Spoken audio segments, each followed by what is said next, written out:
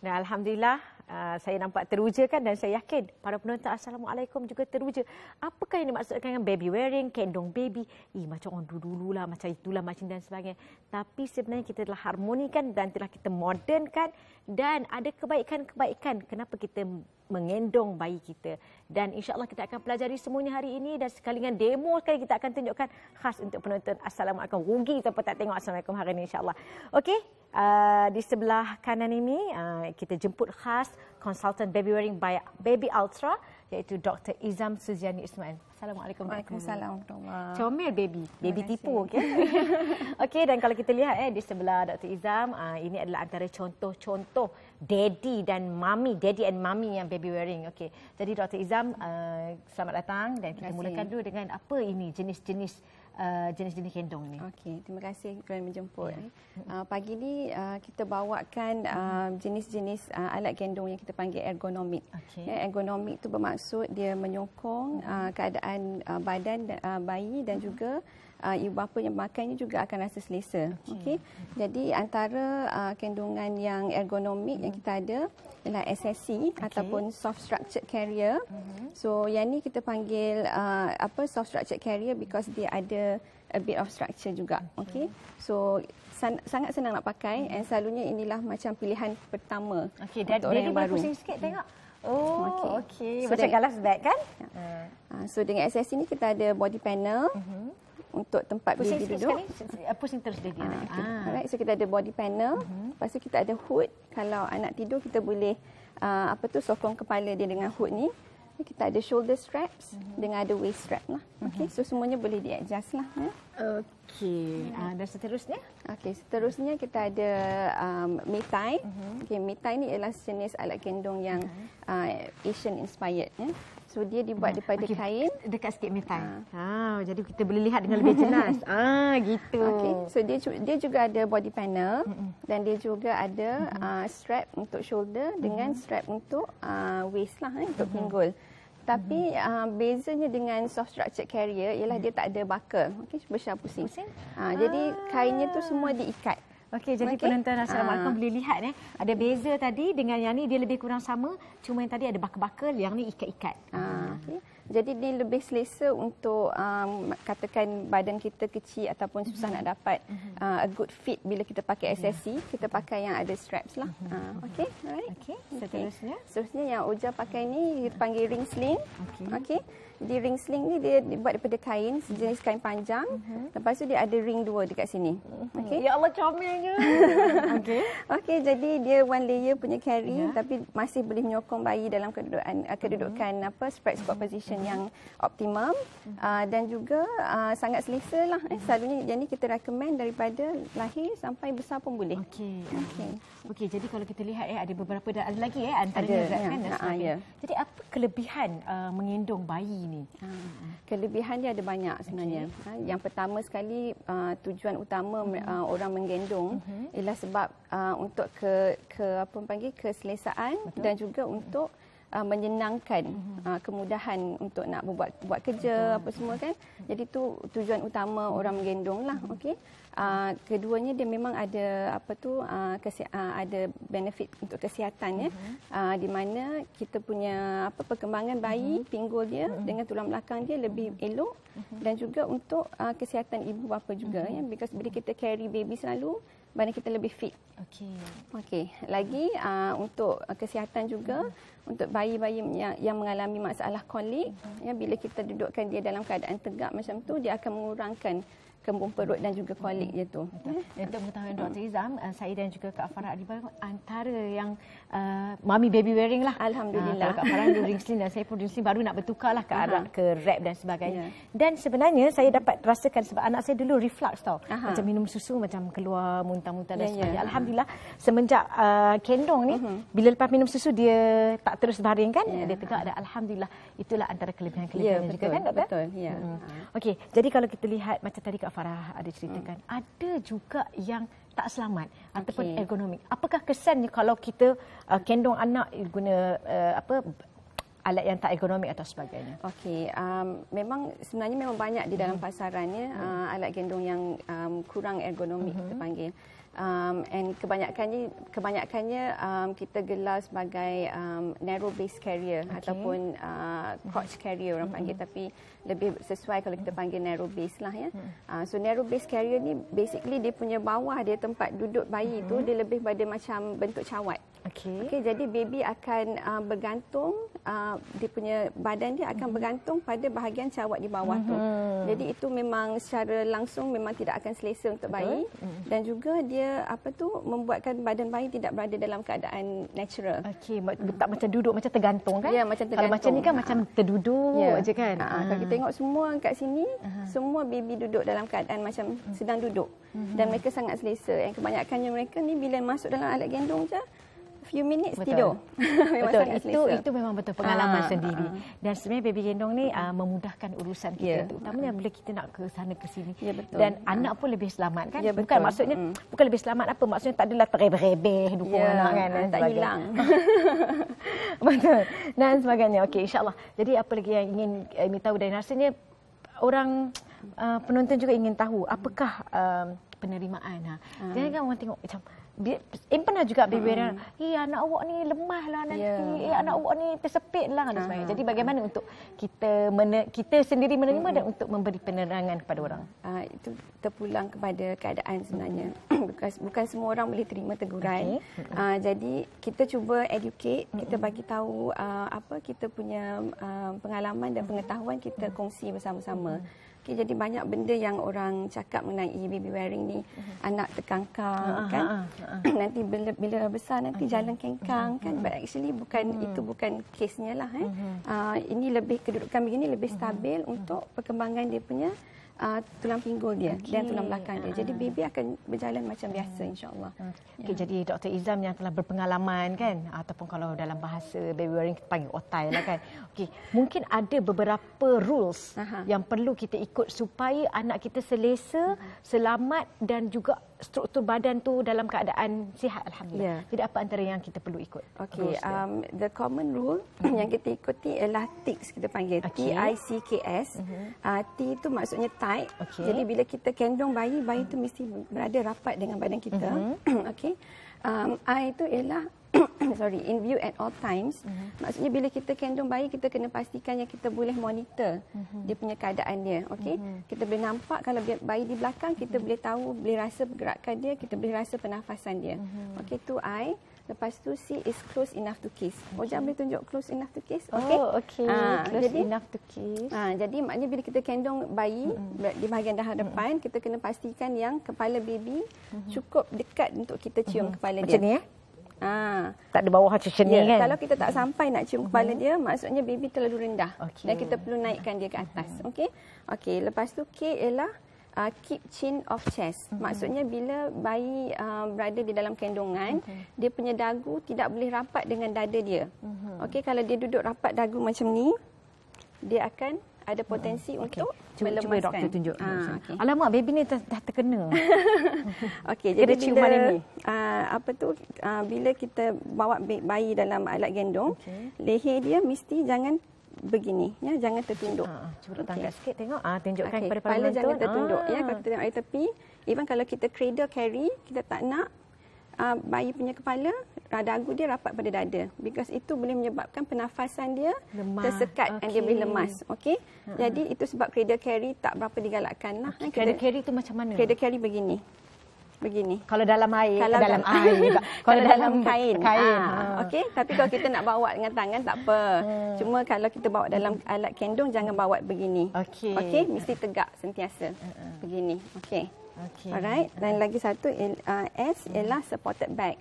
Maksudnya belakang bayi daripada lutut ke lutut dia sampai ke leher mesti supported. Maknanya ada kain yang menutupi semua keseluruhan belakang bayi itu. Baru yang tu dipanggil carrier yang selamat. Okey doktor. Jadi sebagai permulaan lah, katalah macam saya ni nak mengendong bayi ataupun saya nak menjadi antara salah seorang mami yang baby wearing. Apakah yang perlu saya lakukan untuk step yang pertama?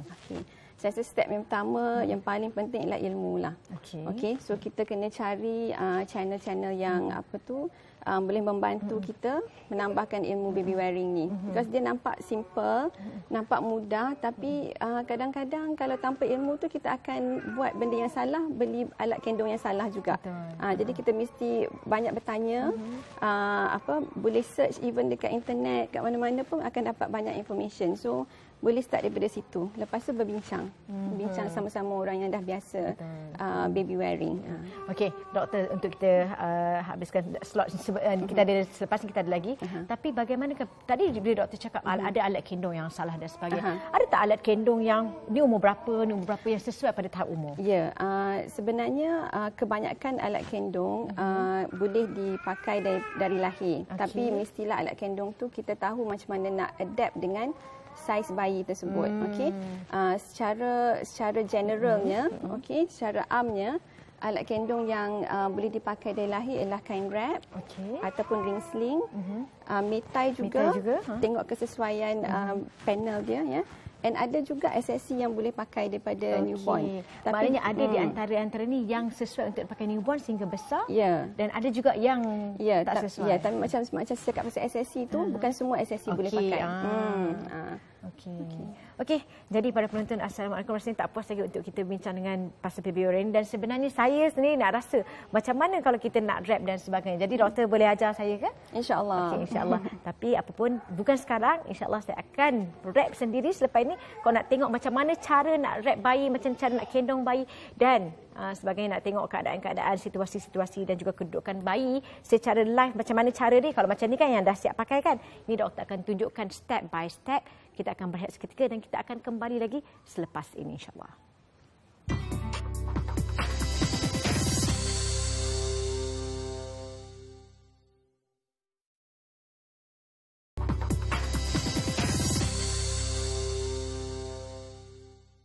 Okey, ini dia. Selamat kembali. Kita dah standby dengan baby Insyirah, anak Amy Sofia. Dengan siap pakai tudung lagi. Ya Allah. Dah masuk TV Al-Hijrah.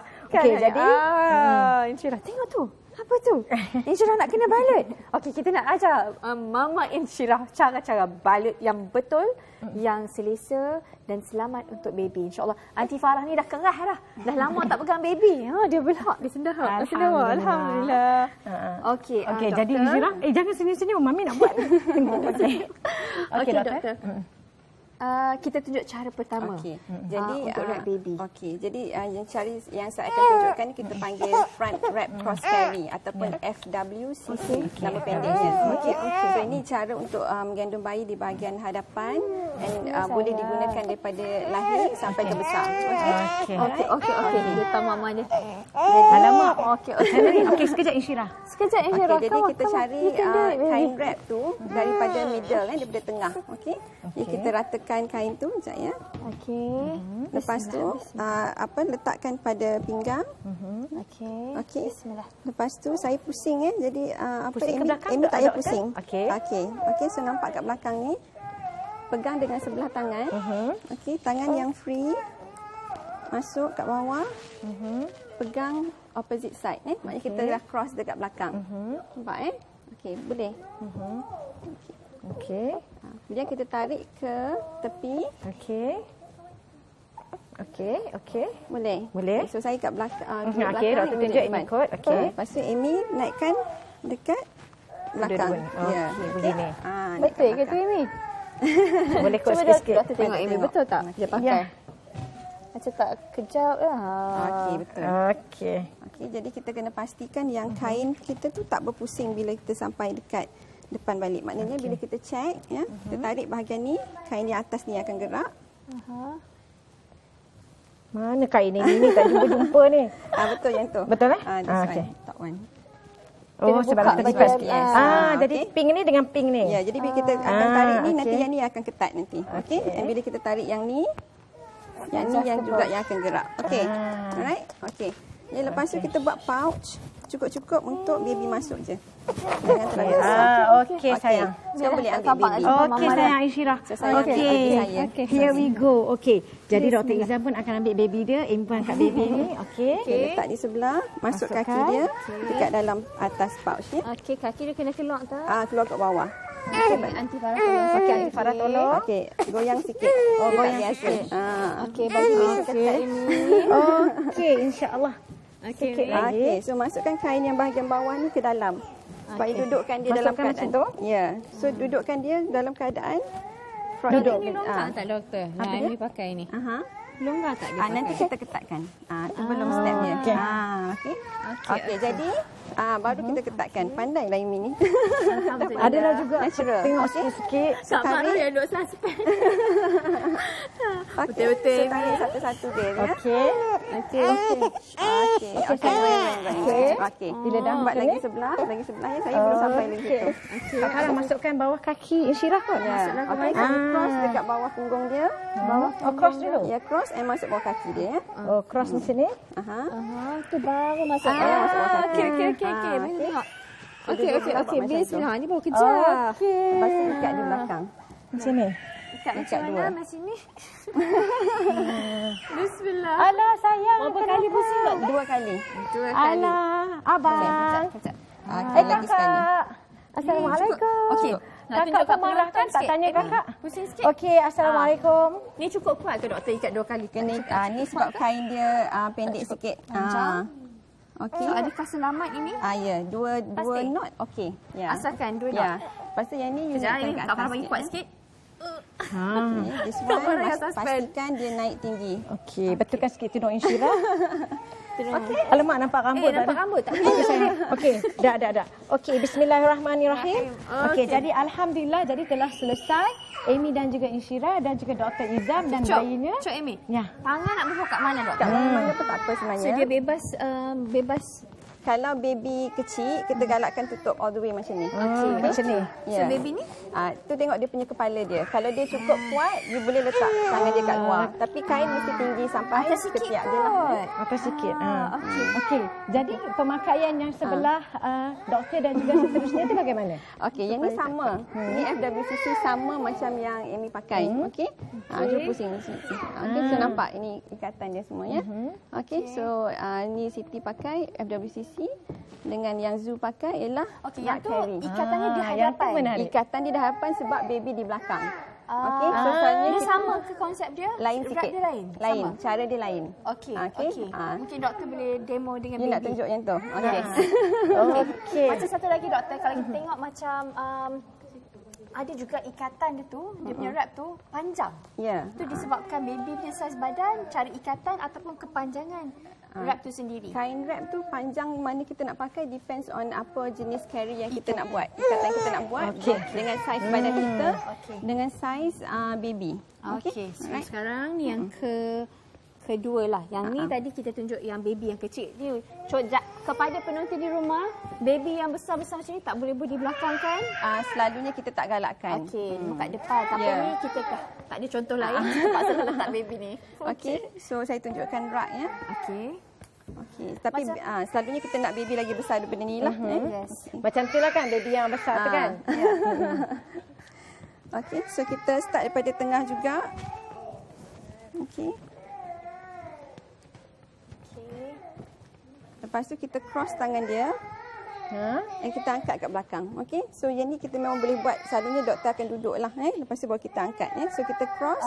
Dan dalam ni kita sokong dengan dia punya dengan tangan kita kat dalam ya. Okey. So ni salah satu cara tapi bukan untuk bayi kecil. Dan juga bukan untuk orang yang tak ada pengalaman. Okey. Dia ada lagi satu cara. Agak advance punya method. Ada lagi satu cara kita panggil center toss lah ya. Center toss tu kita balut baby siap-siap. Okey, dan lebih selamat kot Ya. macam tu. Begini. Okey. Tapi kita kena gather kain dia daripada bawah ya. Kejap ya. Okey. Sorry, okay, nak tolong pegangkan. Ni selalunya kita buat start daripada atas lantai ataupun kita buat daripada tempat yang lebih tinggi lah. Okey. Okay. Alright. Ni anak dalam usia berapa kalau you tak buat backpack kat belakang? Paling cepat pun 4 bulan lah. Paling cepat. Okey, tapi seelok-eloknya Tunggu dia selamat. besar lagi lah. 8 bulan dan ke atas. Okey. So kalau kita nak buat center toss, kita buat macam ni ya. Ni saya pendekkan. Lepas tu kita crawlkan dia ke belakang. Okey. Ini semua boleh buat sendiri. Memang boleh secara buat sendiri. berseorangan. Ya, saya buat sendiri. Okey, kita tunjuk. Okey. Cara meletakkan baby. So kita letak baby di bahagian belakang. Okey. Kemudian saya turunkan tangan. Okey, slow and steady doktor. So ni nampak satu tarikan semua ni kat sini. Ya. Lepas tu? Turunkan straight ke bawah. Okey. Kemudian saya akan dive masuk dalam kain ni. Okey, dive masuk dalam kain. Okey, got it. Yang kita buat kat situ supaya dia seimbang. Ya. Dia sama sama rata. Okey, nampak pun very comfortable kat belakang. Okey, very nice. Nampak ya? Very So comfortable. kalau kita diri tegak Kejap. pun, Okey. baby tak jatuh. Farah dah berdebar lagi. Debar sikit. Okey, so lepas tu Dah lost touch kita dah. just terus apa tu tighten the fabric lah. Okey. So kepit dulu sebelah. Okey. Okey. Lepas tu Letakkan satu-satu kepit rib. satu di sini. Ya. Alright, ni memang betul-betul advance proses ni. Ni ke belakang. Okey. Atas kaki baby dulu. Atas tu slip Kemudian bawah. bawah. Ya. Okey, yang inilah yang akan memegang, mengunci baby kita. Ya. Lepas tu Okey. kita kepit this one pula. Okey. Okey. Lepas tu buat the other side. Okey, patutlah kena baby besar kalau tak baby tak bernafas. Baby ni memang kecil sikit lah untuk buat tu. Tapi Okey, kita tunjuk dia punya sling. Dia Okey. punya so dia naik sini. di atas, tadi di atas kat belah sini. Ni di Ni atas bawah. dan di bawah. Okey. Okey, kita buat sekali lagi doktor bagi orang nampak. Okey. Atas kaki, sling bawah kaki. Okey, alright. Okey. So depan you akan end up macam ni lah. So dua. Okey. So kalau you nak baby lagi tinggi, kita angkat ke atas. Lepas tu Okey. kita ikat ke depan. Ah. Ni cara mudah lah, cara simple Kat dia. Indonesia kan kita tengok wanita-wanita Indonesia kan macam ni ke kaedah dia? Mungkin sama, mungkin lain sikit lah. Okey. Kadang-kadang dia punya kaedah tu lain sikit ikut tempat lah. Okey, okey. So baby akan berada di sini sebab itulah baby tu patut dia besar sikit supaya kepala dia boleh keluar. Tapi katalah baby macam ni, tadi kita ada nampak ada kalau baby tidur ada satu apa ni Hood dia. Hood dia. Kalau yang Yang ni pun boleh kita boleh gendong angkat macam ni? bahagian atas ni, kita boleh tutup kepala dia. okey. Untuk support bila dia Untuk tidur. support kalau dia tidur. Masya-Allah. Okey. Tapi biasa umur berapa yang baru kita boleh buat belakang? Selalunya paling cepat 4 months. Tapi Tapi seloknya tunggu sampai baby betul-betul keras dia punya leher dia. Okey. Dan dia boleh duduk tegak macam tu, Ya. baru lebih selamat. At least sekali bila kat dia tak belakang. bernafas pun dia dah boleh menggerakkan kepala dia. Okey doktor, satu lagi saya nak tahu ialah apakah antara position-position yang harus kita elakkan? Okey. Satu yang saya ataupun ikatan yang silap. Ikatan tu tak ada masalah sangat lah. As long as you ikat and Secure the baby. secure dalam dua knot, it should be okay lah, should be safe enough. Tapi cara belajar ikat tu you kena belajar betul-betul. Kalau salah ikat and then tak cross ke ataupun seat baby, kan kedudukan baby punya punggung tu, seat dia tak dalam, nanti dia akan end up takut. Ya, Melawai. Dia punya kita panggil Dia slip down, takut dia, dia slip down. takut dia slip ke Melendut bawah. gitu. Kita Takut nak dia terjatuh. okey. Kalau kita tak masukkan dia macam tadi tu kan. Okey, kalau dia punya seat dia tak dalam. Okey, tempat duduk dia mesti kena dalam. Okey. Lain satu ialah kedudukan cradle. Ni macam saya tunjuk tadi tu, bayi terbaring kan dalam kain, itu pun tak digalakkan. Dan lagi satu ialah bayi menghadap ke hadapan. Macam ni. Yang ni okey, baby menghadap kita. Front facing gitu. Front facing. Maknanya muka baby, muka kita dua-dua menghadap tempat yang sama. Okey, reason being sebab Because bila kita bagi baby front facing, satu baby overstimulated. Okey, maknanya bila dia rasa terlalu banyak rangsangan, dia tak boleh nak block rangsangan tu. Kalau dia tak menghadap rasa selamat? ya, and then dia akan jadi cranky, dia menangis. Okey. Kalau kita baby menghadap kita, bila dia penat, dia akan Sandar tidur. macam ni. Kan baik je. Kita sikit dekat sini. Lagi satu macam baby kat belakang, dia boleh menghadap depan, dia boleh nampak over my shoulder. Okey, atas saya punya bahu dia boleh nampak. Jadi dia still boleh menghadap ke depan. Ya. Tapi bila dia penat, dia akan tidur dekat kita punya bahu. letak di Yes. kepala. Jadi itu lebih elok daripada kita letak bayi di hadapan and dia menghadap ke hadapan and dia tak boleh nak dia block. rasa tak selamat Ya, sebenarnya. okey. Lain satu kedudukan tulang belakang dengan pinggul dia bila duduk menghadap ke hadapan Jadi juga tak tak jadi natural. macam ni. Jadi tak macam tu. Dia tak jadi C curve. Dan kalau kita lihat, okey. ini adalah antara model yang belum tersingkir. Yang lain semua dah tersingkir. Dan Alhamdulillah tengok baik je dan sebagainya. Dia sedap. Dia jujur atas Mama. Tapi macam makan hati pun ada juga. Dia nak tidur. Masya Allah. Jadi Dr. Izam, tadi ada juga yang bertanya kepada saya ni, boleh ke ketika memandu dan sebagainya, sebagainya. Sebenarnya tidak digalakkan lah. Bila kita nak bawa kereta, anak duduk dalam baby seat. Itu memang memang kena buat macam tu lah. Tak boleh baby wearing and buat aktiviti macam mandu ataupun any extreme activities yang boleh membahayakan anak lah. Cuba elakkan gendong bayi bila nak melakukan perkara-perkara macam tu. Ya, betul. Okey, jadi Dr. Izam, untuk mereka di luar sana yang ingin mengetahui lagi bagaimana cara untuk menggendong dan sebagainya, dan kalau siapa yang nak tahu lagi yang episod kali ini takut terlepas dan sebagainya, kita boleh lihat di www.alhijrah.media insya-Allah. Tapi daripada doktor sendiri, kalau nak tahu di luar sana bagaimana untuk menghubungi dan sebagainya? Kebanyakan orang akan menghubungi melalui website itu babyultra.com.my ataupun melalui Facebook group ataupun page which is Baby Wearing by Baby Ultra. Kita ada dua page dan juga group dan ada juga national punya level punya support group semacam Malaysian Baby Wearers, Baby Wearing Heaven, Gendong 101, Baby Wearing Mama Central, itu semua Malaysia punya. Dan akhir katalah kan, sebab saya tahu bila saya buat research tentang menggendong baby, ada carrier-carrier yang sangat berbahaya sebenarnya yang masih ada di dalam negara kita dan dijual secara terbuka. Jadi pandangan doktor, dan ada tidak usaha untuk mengambil inisiatif untuk menghalang pengeluaran-pengeluaran, sebab di negara luar dah ada inisiatif dan berjaya. Kita memang mencubalah because Malaysia mungkin awareness is a bit low, so macam penjualan tu masih boleh berlaku. Jadi orang masih akan cari because orang tak tahu satu, and lain satu is orang cari yang murah kan. Bukan nak kata murah semua tak bagus, bukan macam tu, tapi kita mesti tahu kriteria yang macam saya sebut tics tadi tu.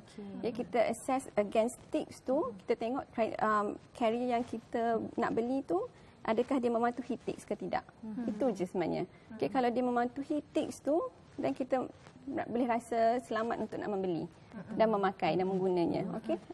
Itu saja. Kita belilah, pakailah yang walaupun murah, macam kain batik pun sebenarnya kita boleh untuk gendong kan. Jangan rasanya kita mengabaikan nyawa anak kita dengan kira-kira yang berbahaya macam mana yang doktor bagi tahu tadi, kedudukan yang tidak betul dan sebagainya. Dan satu yang menarik buat pengetahuan anda, untuk ikatan kain yang macam ni, bukan ada 2 ikatan sahaja sebenarnya, ada lebih kurang 30.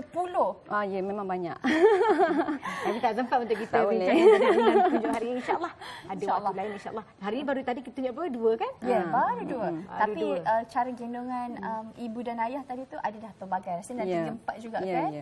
Insya-Allah. Jadi ada YouTube link yang kita nak promote kan? Untuk saya sendiri, saya memang tak ada buat YouTube link. Saya lebih suka mengajar one to one. Okey, insya-Allah, insya-Allah. Jadi kita ucapkan terima kasih kepada semua model-model tadi, model cilik yang dah tersingkir ataupun yang kekal.